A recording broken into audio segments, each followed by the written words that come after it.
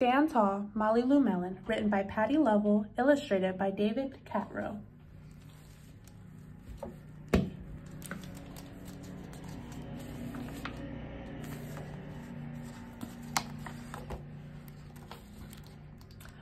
Molly Lou Mellon stood just taller than her dog and was the shortest girl in the first grade. She didn't mind. Her grandma had told her, "Walk as proudly as you can and the world will look up to you." So she did. Molly Lou Mellon had buck teeth that stuck out so far she could stack pennies on them. She didn't mind. Her grandma had told her, "Smile big and the world will smile right alongside you." So she did. Molly Lou Mellon had a voice that sounded like a bullfrog being squeezed by a boa constrictor. She didn't mind. Her grandma had told her to sing out clear and strong and the world would cry tears of joy. So she did.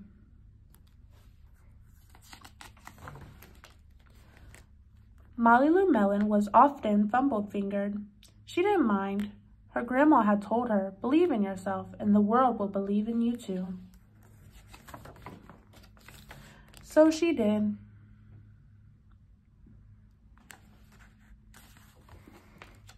Then Molly Lou Mellon moved to a new town. She had to say goodbye to her grandma and all of her friends and start in a new school. On the first day of school, Ronald Durkin called her Strimpo in gym class. When the game started, Molly Lou Mellon caught the football, ran under the legs of Ronald Durkin, and scored a touchdown. All the children thought, "Wow, she is good," and Ronald Durkin felt very foolish. On the second day of school, Ronald Durkin called her Bucky-Tooth Beaver. Molly Lou Mellon took out her pennies, stacked 10 high on her teeth, and smiled as big as day. All the children smiled with glee, and Ronald Durkin felt very foolish. On the third day of school, Ronald Durkin said, "You sound like a sick duck. Honk, honk." Molly Lou Mellon sang out a quack so clear and strong that it made Ronald Durkin somersault backwards, hit his head, and have to go to the nurse. All the children cried with joy to be free of Ronald Durkin for the rest of the afternoon, and Ronald Durkin felt very foolish. On the fourth day of school, Ronald Durkin said that she'd made the snowflake all wrong, but Molly Lou Mellon opened up her paper and revealed the most beautiful snowflake of all. All the children oohed and awed, even Ronald.